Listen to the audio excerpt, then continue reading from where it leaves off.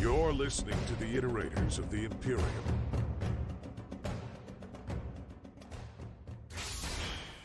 Hi, I'm Miss, and I'm here with my lovely co-host Ryan, and you're listening to Season 4 of the Iterators of the Imperium podcast, the podcast in which Ryan is the expert on Warhammer 40K, and I am the noob, trying to learn about the Warhammer universe.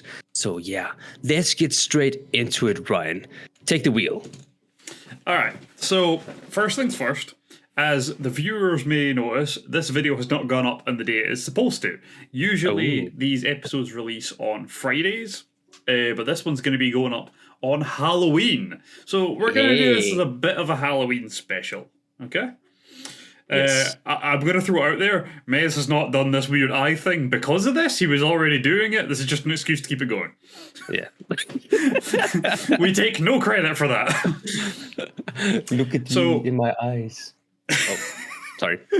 Continue. So specifically, we're going to be talking about some of the kind of weird and creepy things in 40k, but obviously we only have like an hour to do this, so we're not going to go into too much. There's always going to be more to talk about, you know? But it's a good opportunity to get into this a bit. Specifically, we're going to look at a couple of groups or characters within 40k that on the surface are like a shining light of hope, but in reality are actually quite creepy. Okay. Just because they're quite fun. But before we get into that, we're going to do Mez's bullshittery of the day. Yeah. I need to come up with a good name for this section. I can't think of a good name for it yet. Mez's bullshittery is good. I like it. Fair enough. I like you gotta make up a word or it just doesn't count. Yeah, and then we can't get flagged for swearing because it's not a real word. That's a solid point. Yeah. Yeah. Yes. So, your word today, or your term today, I should say. I want you to explain to us who the Sanguinor is. Wait, who the Sanguinor is? Yes. Okay.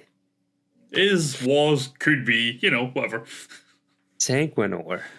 Sanguinor. Wait, I'm waiting. Who it is? Yes. You said in the intro a shining light. Yeah. Right? Yep. That could be gruesome. Yes. Wait, no, I actually think I have this. Hold on. Oh, shit. I think I have this. Sanguinor. Ooh. Yes. Shining light. Disgusting ritual to become, what were they called? Those blood angels thing, right? Sanguinor, is that sanguineous? It is not. Shit! I thought I had it. Damn it! You're in the right ballpark. Am I? Yeah, it's blood angels and stuff like that. It's in their retinue. Oh, I want half a star, Ryan. I want half a star again. Okay. That was not bad. Oh. Yeah. Sanguinor. Wait, hold on. So it has to be something that Sanguinius has made, like First Fleet Admiral or something like that, right? Like a promotional type of thing, like something you earn during your expeditions or something like that, right? Yeah. But who it is exactly, I do not know. You're not going to know like the person's name. It's more like the point of the role. But have I gotten it then? You're right that it's a title bestowed upon you. You are correct in that. But it's more like the purpose of the role rather than the actual person. So the purpose of the role. Are we talking about well, not the Peacemaker, of course, it's Warhammer. So is it somebody who just goes straight into, goes into the battle, like first one to go into the battle, or the one to take the final blow, or final hit? What are we talking about? No, none of that. Oh, no mind. I was on a roll now. Just I'm not taking that. I was on a roll. I feel like I was not far. You were not far away at all. No, you got pretty damn close to it. I honestly would give you that it's a kind of a given title. I would honestly give it to you for that because you got that it was Blood Angels and you got that it was like a titled role. Yeah. So I'd give it to you for that. You're about as close as I expected you to ever get. Oh, well, that's good. Now, I will say though, your intro with the shining light actually just because I've seen so many images of my favorite sanguinius, right? So Of course. I'm not gonna lie, I didn't really think about the Sanguinor of sanguinius, but then you said the shining light, and I just saw I put two and two together essentially. Yeah. I Yeah. tried to. So, we are going to kick off today's episode by actually talking about the Legion of the Damned, which they have came up before, but we've never really gone into their story properly. Do you remember when they turned up? No. When was this? Back in season 2 or something? Season 1, I believe. Season 1? Oh, that's... Yeah, towards the kind of latter end. That's way back in my mind. Oh, yeah. I'm not confused. Yeah. So they turned up during the 13th Black Crusade, during the fall of Cadia. That rings a bell, yeah. Yeah. So, to give you an idea, just so you know what we're getting into here, the Legion of the Damned are an ethereal legion of Space Marines who appear as if from nowhere from the warp, coated in ghostly flames with no rank or chapter markings on their armor, just skulls and bones and stuff carved into them. And they appear out of nowhere and fight for the Imperium when they are needed most. So, like during the 13th Black Crusade, they appeared to help the Space Wolves that were trying to take down the Blackstone Fortress. They appeared they appeared on the Phalanx to help the Imperial Fists get to, or survive the battle on the Phalanx for a start, and then get to Cadia to help there, stuff like that. I think they also appeared on Cadia for a while as well. But they've turned up at loads of major events all across the galaxy, around that time period. They just kept popping up out of the warp, and no one knew who they were. They just know that they're flaming, ethereal Space Marines that kick ass. Hell yeah. So, hell yeah. So, yeah, that's what we're talking about right now. Nice. So, I want to make clear, though, we are talking about that Legion of the Damned, not the Dutch metal band, which are also called Legion of the Damned. I'm going to throw out there, I think that they got the name from 40K, but I have no evidence to back that up. I'm just relatively certain. Yeah. But those are not the people we're talking about. We're talking about the 40K thing, not the band. So, as with most kind of, secretive things in 40K, it starts off with rumors, right? There are rumors about their origins and these things. So, there are those who believe that the Legion of the Damned is just like a warp entity produced by the combined belief and fear of all of humanity. Because you gotta remember, even humans that aren't psychers have a very small reflection within the warp. So if all of humanity is like afraid of all the monsters and stuff that are out there, and believe that the Emperor's angels are their only salvation, it would make sense that if the warp was going to throw something back, like, made out of that, it would be this big, terrifying version of the angels to save the day. You know what I mean? So there are those that believe that that's actually what the Legion of the Damned are. They are just, like, a warp manifestation from humanity. You know what I mean? And that's why they always turn up exactly when they're needed most. Yeah. So, there's that. There are those of the Adeptus Astartes that believe that it's actually them that cause them to exist through a similar thing, but it's like a totally subconscious thing. Because Space Marines obviously do have a reflection in the warp as well, typically much greater than your average human will. Yeah. And in their eyes, the Legion of the Damned are not like a savior. They're like a force of revenge, right? Of like justice, of putting things right. Because the event that they believe the Legion of the Damned stem from is the treachery of events like the Drop Site Massacre and things like that. They believe the Legion of the Damned come from the fact that, like, the heresy happened. That it's all the loyalists carry with them, like, these ancient, long-lost scars of the original, like, heresy, And it's that, like, subconscious belief that justice has to be done causes the Legion of the Damned to manifest to defeat their enemies.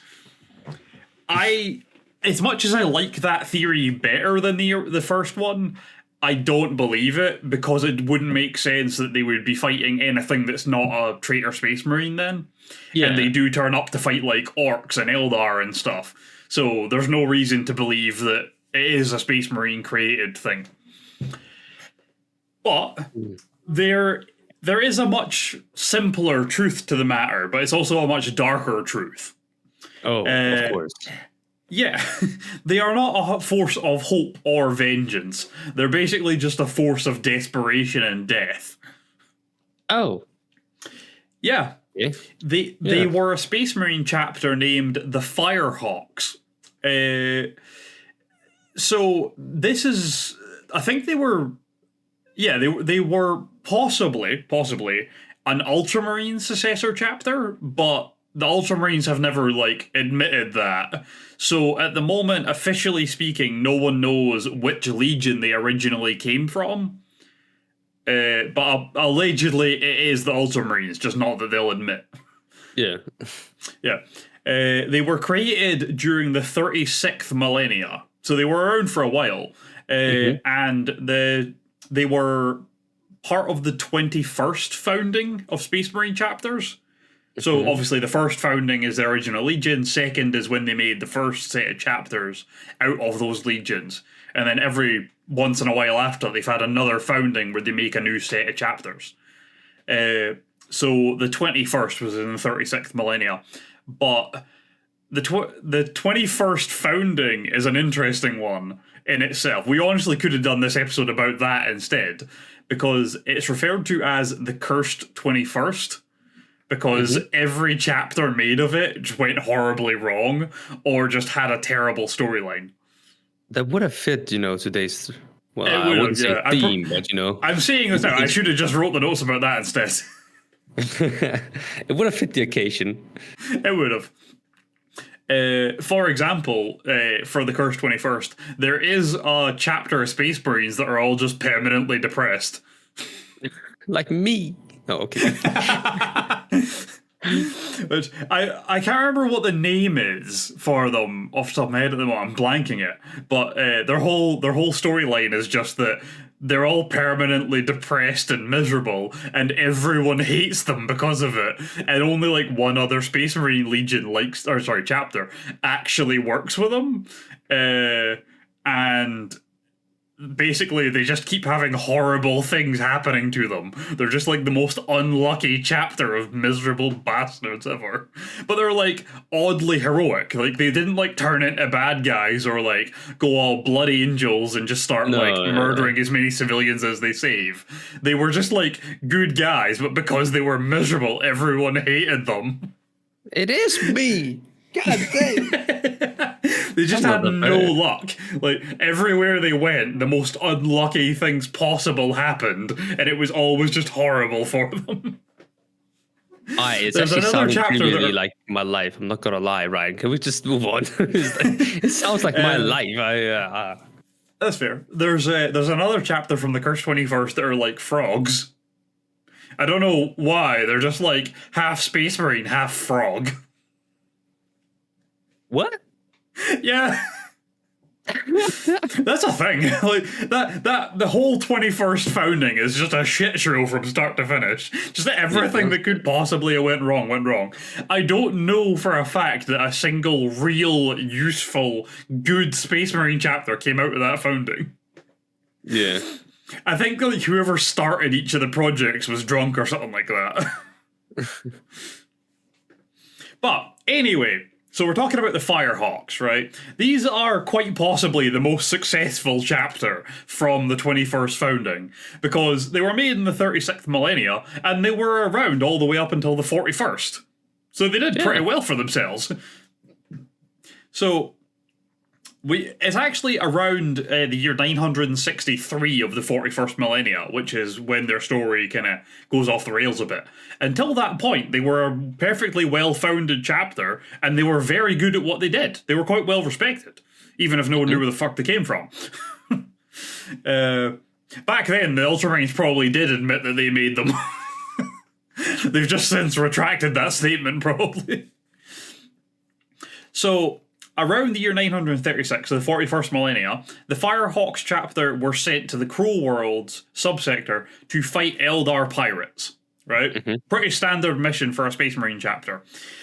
Because there was a lot of Eldar pirates, and Eldar pirates are typically a real threat, they sent the entire chapter, right? The whole fleet went, including their flagship, which was actually a Fortress Monastery spaceship, right? Yeah.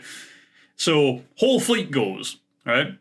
And it should have been a pretty short journey. It should have been like a 12-hour journey.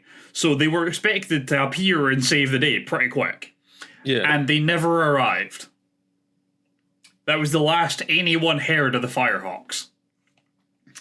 Since then, information has been recovered by the Administratum, and a true story of what happened to the Firehawks has been put together. Okay, yeah.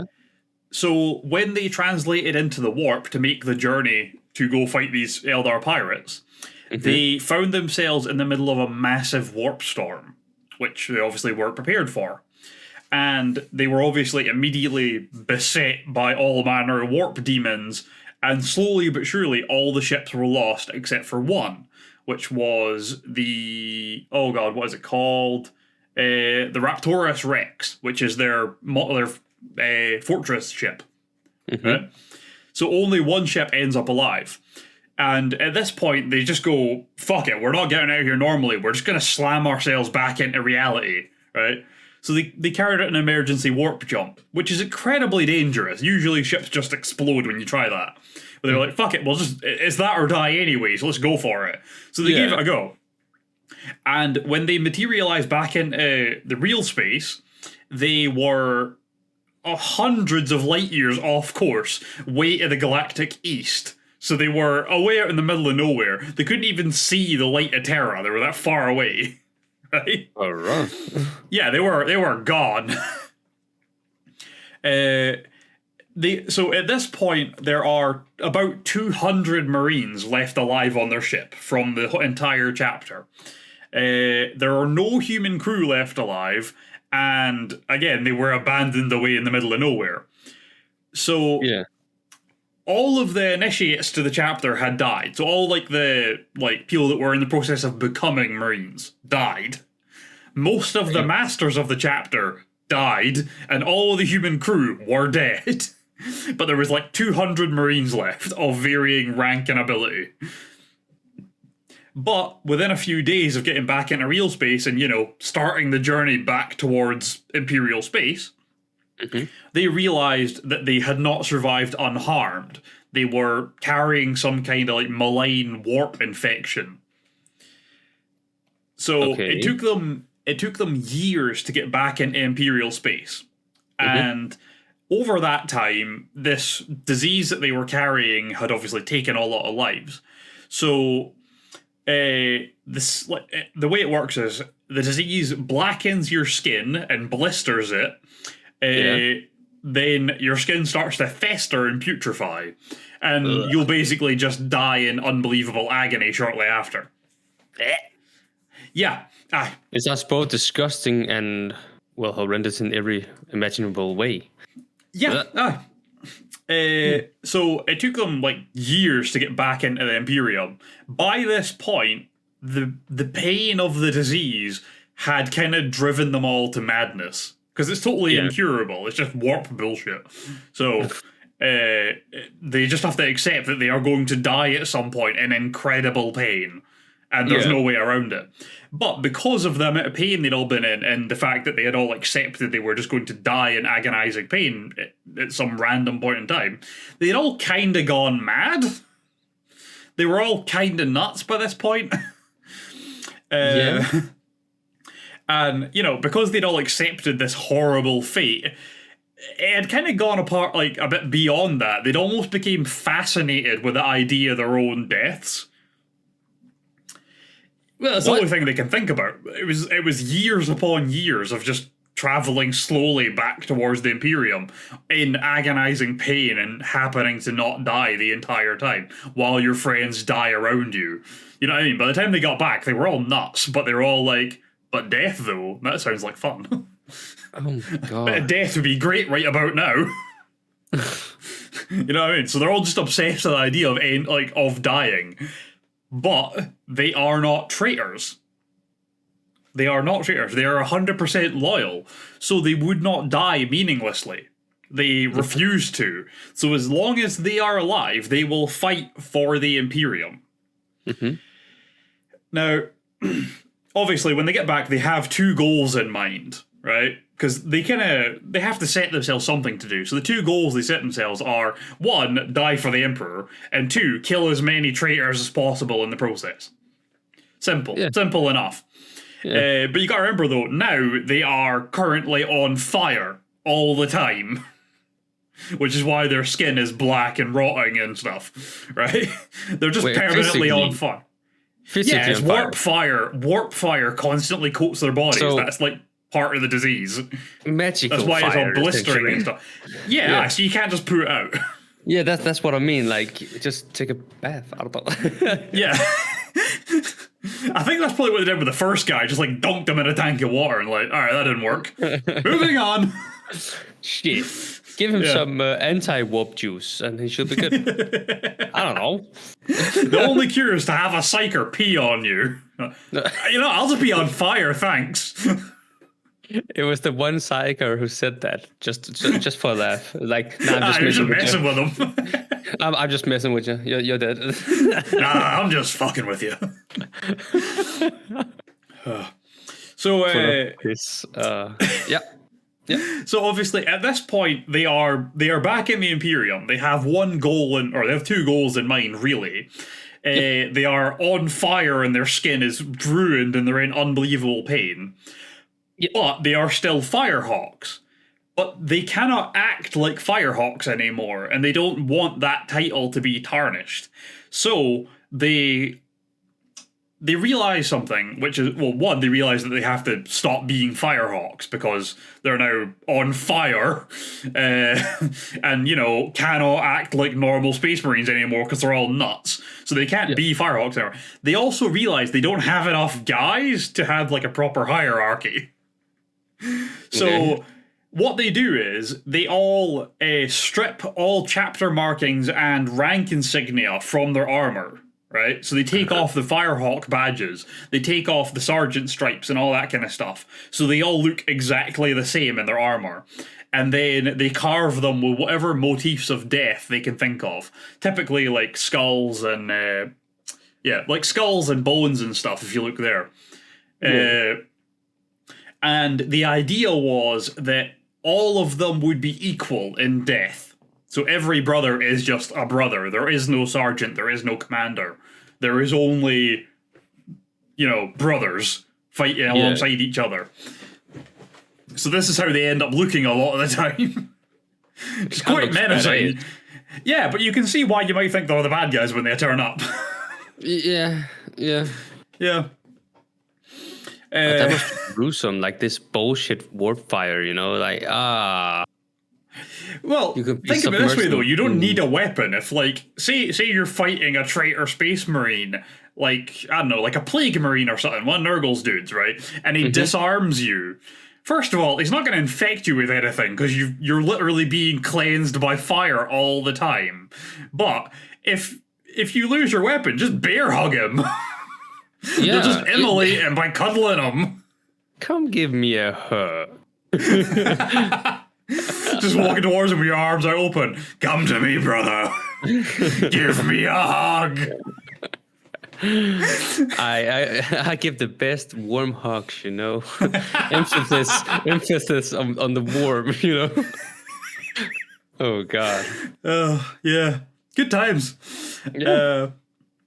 But yeah, since that day, we've just had these guys running around. So this would be still with the Firehawk insignias on the armor. So this is before they went full on Legion of the Damned. But yeah, this is kind of what they looked like coming out of the warp the first time. But yeah, since then, randomly, these guys have just been reported to have appeared out of nowhere and just saved the day when it was needed most. Because they just step out of the warp, basically. Yeah. They've kind of accepted the warp can't do any worse to them than it already has, and they don't really care if it tries. So they just kind of do whatever the hell they want now. So they're just like, should we try to teleport through the warp to get to random places? And they're just Why like, not? yeah, well, what the fuck else is gonna happen? Yeah. What, we die? Oh no! Oh no, that would be so terrible. At this point, they're just intentionally tempting fate. Also, in Imperial records, there are a bunch of reports of the Raptura Rex turning up in orbit over random planets as well. So like there'll be like an orc invasion or something, and then out of nowhere on the ground just turn up a bunch of these dudes, just taking names and kicking ass. And then they also get reports that like the orc fleet has been totally wiped out in orbit by some gigantic Astartes flagship that's turned up out of nowhere, and then it just disappears again. They're like, the fuck was that? So yeah, they're pretty cool guys. Yeah. Yeah, but their backstory is horrible. Yeah. But it's kind of hot. I'm sorry. Yes, do you have a child I don't know about? Because these are serious dad jokes. No. Well, not yet, at least. That you know of. Your missus Not might be that I know pregnant. You never know. You never know. You never know. You're going to get a phone call after this recording. Like, yeah, I'm pregnant. You're like, damn it, the jokes. I should have known.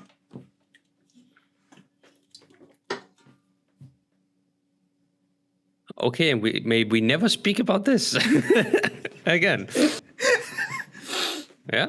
You continue, Ryan. Okay, so we are going to move on to our next section, our next story, which is the story about the Sanguinor. Ooh, the word came in. Yeah, blood angels and shit. Yeah. So the Sanguinor is an interesting creature, and obviously tied directly to the Blood Angels Legion, of course. Yes. So the Sanguinor originates from the Unremembered Empire, or the Empire Sanguinius, during the Heresy. So, as we have mentioned, there was a point where Ultramar was totally cut off from the rest of the galaxy, and Guilliman, Sanguinius, and the Lion were all trapped there, and they thought that the Imperium had ended. They thought that Chaos had taken out the Emperor and Terra and all that. So they came up with this idea, which was start a new empire based around the world's Ultramar, so that humanity isn't just gone altogether, you know, try to save what's left. And it was elected that Sanguinius would be the new emperor, because they needed an emperor, and, well, if Guilliman made himself emperor of his own worlds, he'd probably get shot in the head. So, it's very hard to act unbiased in that situation, and the Lion was a nutcase, so, you know. So there's that. I feel like the Lion is kind of like that Roman emperor that, I think it was Caligula, that declared war on Poseidon. Like, you can't fight the god of the sea. I feel like the Lion would do that, you know? I feel like he's that kind of guy. He just goes down to the harbor and just punches the water. Yeah, it seems like the kind of thing he would do, you know? So I feel like maybe that's why you don't let him be emperor. So Sanguinius was the obvious call. He's a nutcase. Yeah. He's a bit more chill now that he's back, if that helps. He's really tempered with age. So, during this kind of point where Sanguinius was in charge, one of his sons, Ascalion, convinced him that he should have a herald speak for him, right? So someone to be the voice of Sanguinius to the people. Because if Sanguinius did it in person, there was a serious risk of an assassination attempt. And if they lost Sanguinius as well, they'd be pretty fucked. You know? Yeah. So to minimize that risk, it was decided that they would have a herald to speak for Sanguinius. So the obvious choices for this were a member of the Sanguinary Guard. Sanguinius is like honor guard, right? So, Ascalion gathers the 10 Sanguinary Guard and had them draw lots, 2 of which were marked with blood. Right? So, that means 8 of them are immediately out of the running to become the Herald. And the 2 that had drawn the ones with blood were Alatron and Horatial, I believe were the names. But their names were then put into a chalice and drawn at random. And Alatron's name was the one that was drawn, so he was the winner. So Ascalion puts a mask on him, right? Because he now becomes the Sanguinor. So he puts a mask on him, which is a white-hot helmet with a face of Sanguinius on it, so that it is, like, forged onto his face forever, and it cannot come off. So he only becomes the Sanguinor, or the Herald, from that moment on, and no one will ever know who he is or was. Yeah. But, so that no one knows who he was properly, Ascalion killed the other guy that was up for the job.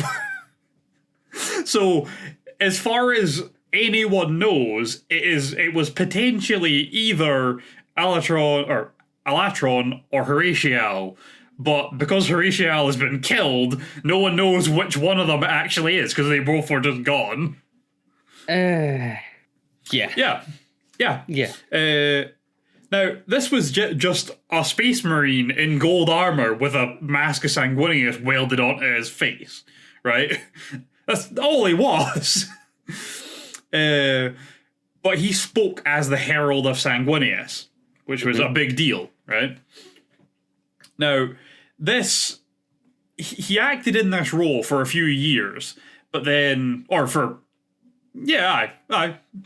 but eventually we get to a point where the 3 Primarchs decide that they're going to make a last-ditch attempt to break out and go to Terra to help in the siege, because they find out that it's still going, right?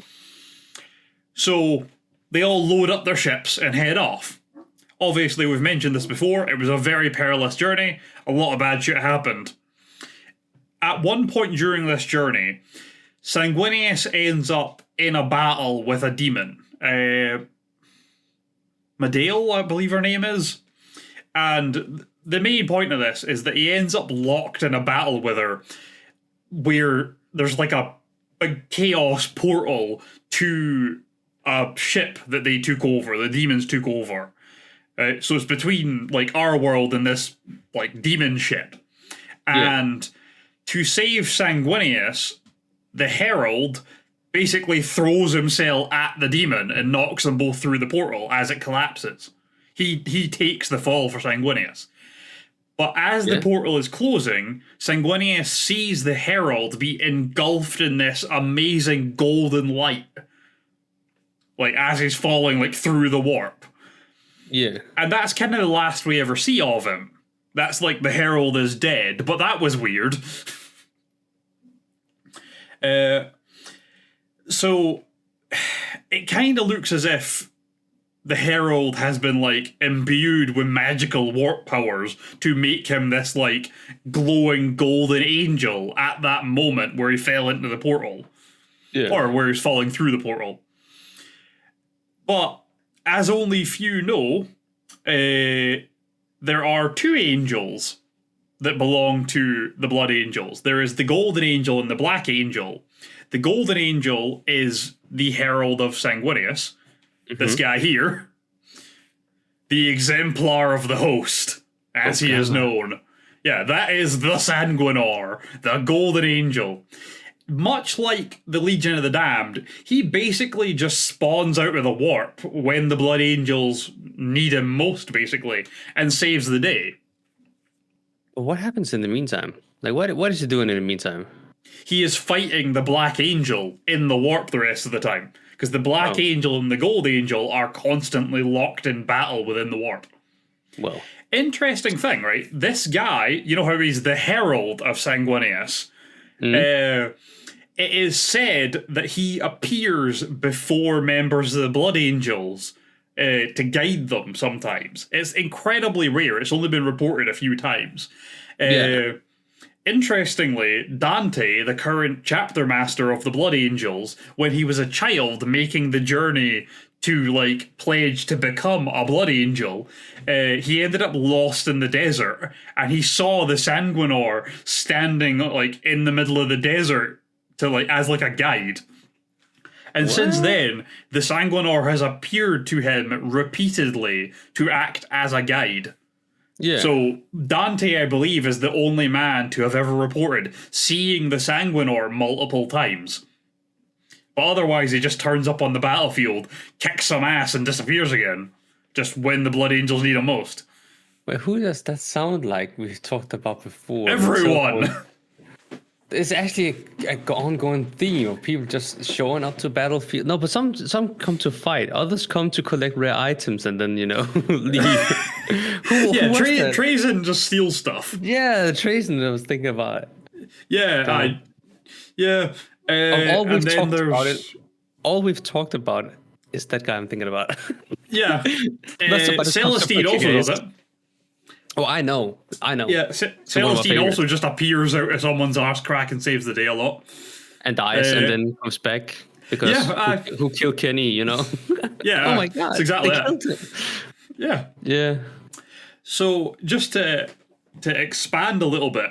So obviously this is the golden angel of the Blood Angels. The Black Angel, on the other hand, no one knows the identity of or the real origin of, to be entirely honest with you. But the two of them are locked in constant battle within the warp, right?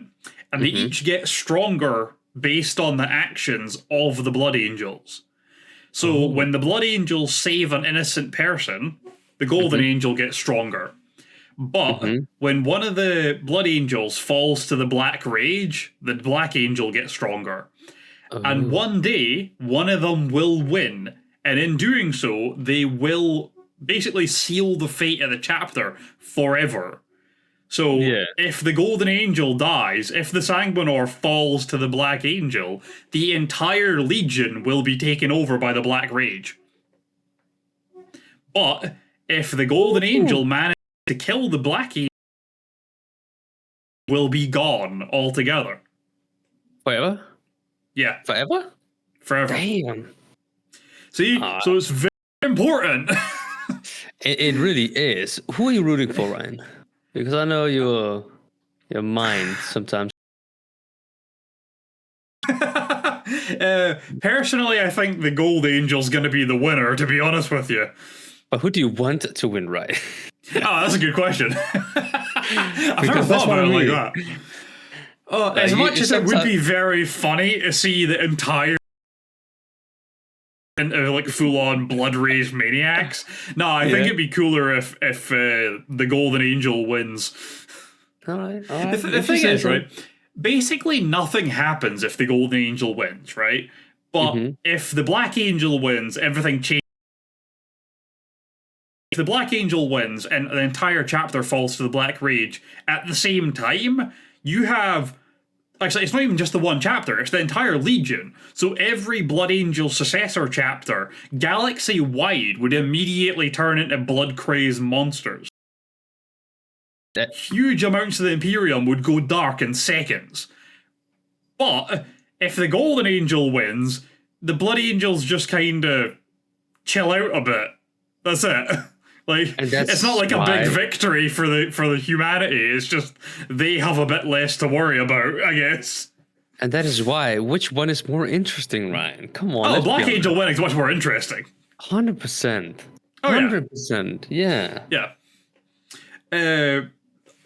There is a lot of storyline based around like this whole thing of the Golden Angel and the Black Angel, but we are going to get into it properly when we do like a section just about the Blood Angels, because there is like the entire storyline of books about Dante and subsequently the entire storyline of books about Mephiston, which is the head psyker of the Blood Angels, are incredible, and they're like bolted directly to this guy.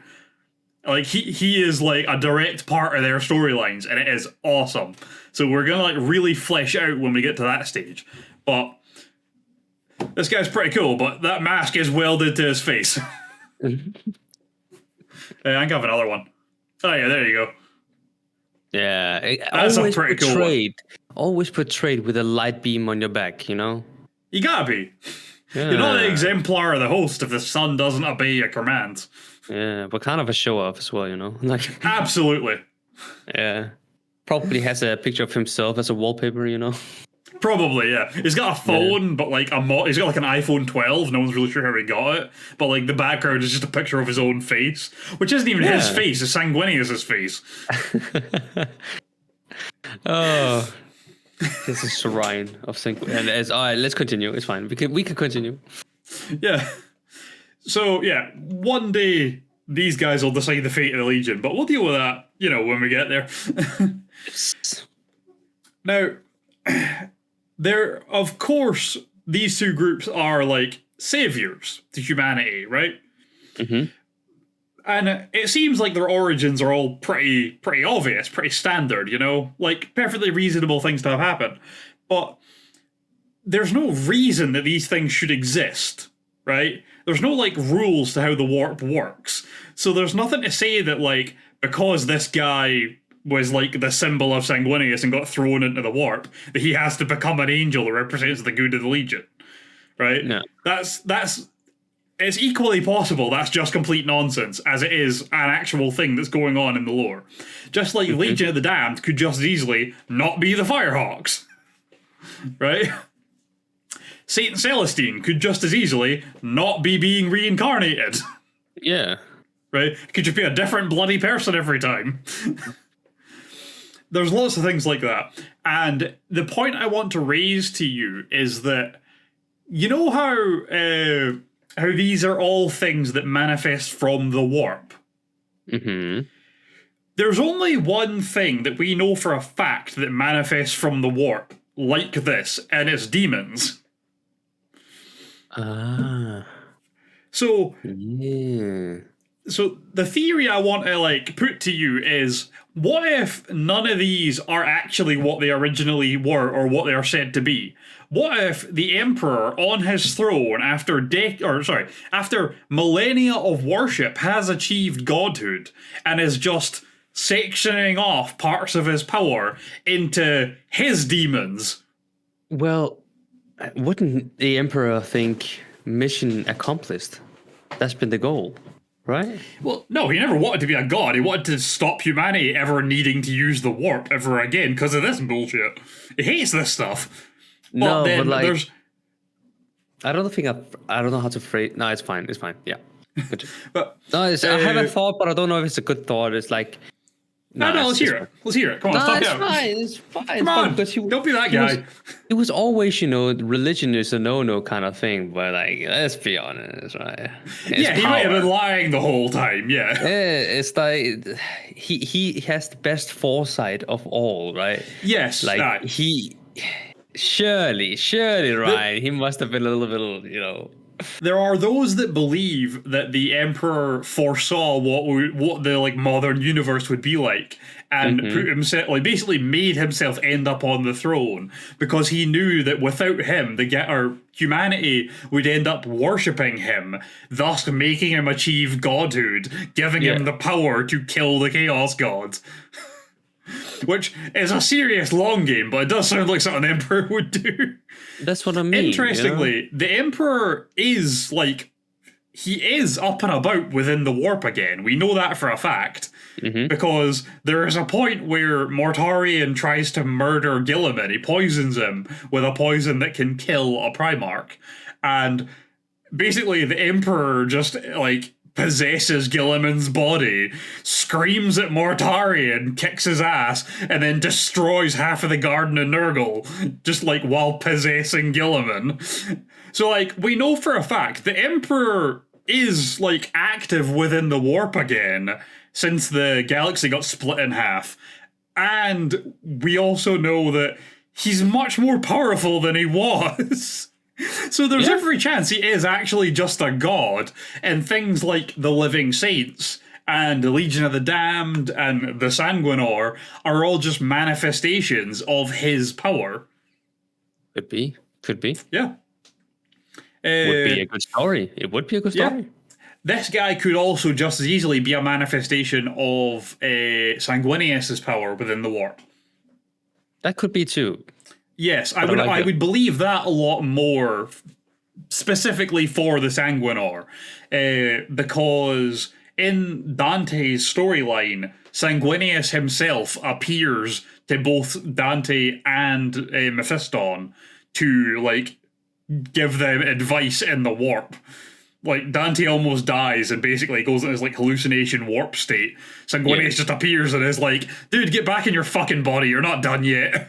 like, I need you to keep going, okay? Just go. It's like plunging him back into his own body. Like, get in there! All right. Fight the bugs! Did you question the power of the Emperor? Are you a heretic? No, I just believe in the power of the angel, that's all. Heretic. Heresy. Have a little cough. Sorry, do you need a lozenge?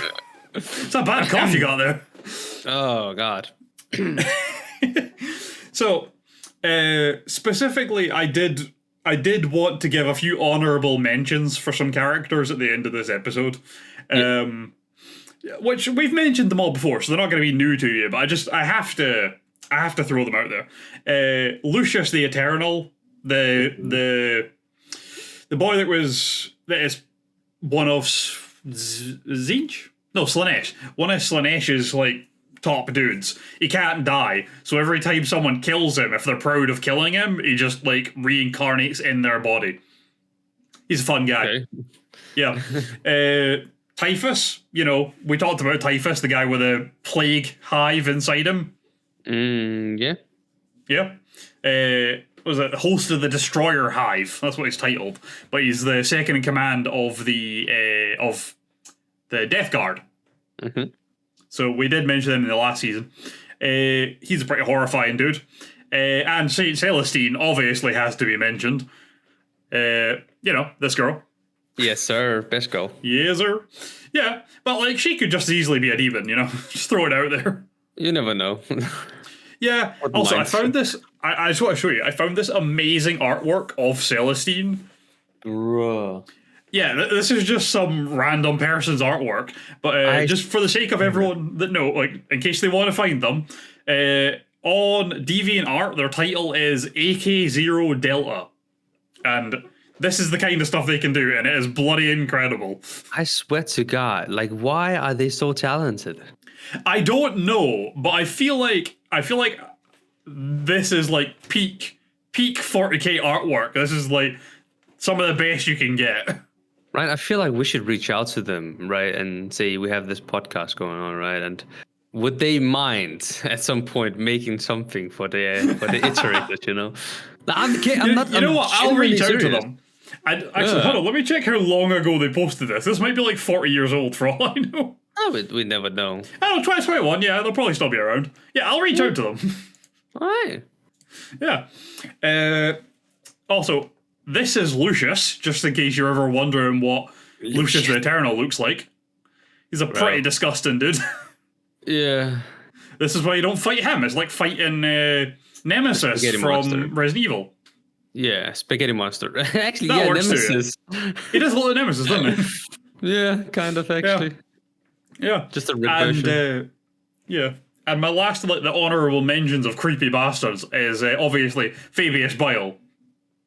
Oh, Fabius Vile.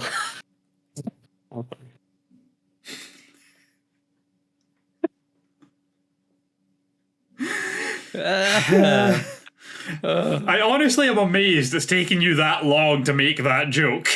It hasn't. I just haven't had the right, Yeah. I mean, I don't know. Out of curiosity, is there anyone you believe should be added to the list of creepy bastards from 40K? Well, I was also tempted by a creepy bastard tier list. we could do a tier list at some point, but I was just thinking, when it comes to 40K, who's not a creepy bastard at this point? You know what I mean? Gilliman's pretty straight and narrow. I can find some dirt. No, I don't know. But anybody from Nurgle's dudes, Daddy Nurgle. Yeah, that's fair. Yeah. But that's Mortari is just thing. obsessed with clocks and has an old man in a cage. He's a creep. There's a lot of stuff going on. I don't know. Yeah. Too many to count. Slaanesha's people are creeps, but in like a different way. Slaanesha's people are creeps in the like grab your arse in a bus kind of way. Yeah, stalkerish. Yeah, aye, like creepy old drunk man, kind of creepy, you know. While being unstable, right? And having a meltdown. And I'm taking you with me, kind of thing. Yeah. I think Zinch's people are probably creepy in that like they act like they know secrets you don't. That's just annoying. But actually, that's a fair point. They probably just come off as pretentious and annoying. Yeah. Narcissistic. Yeah. Yeah. God, those demons must be insufferable to have a conversation with. Yeah. Such narcissistic. I don't know. There's something there. I just don't think that was quite it. Yeah, I don't have a kid, Ryan. No, my dad. Yeah, if you did, you would have gotten that joke right. God damn it! I need to practice. Your jokes are. We'll never know.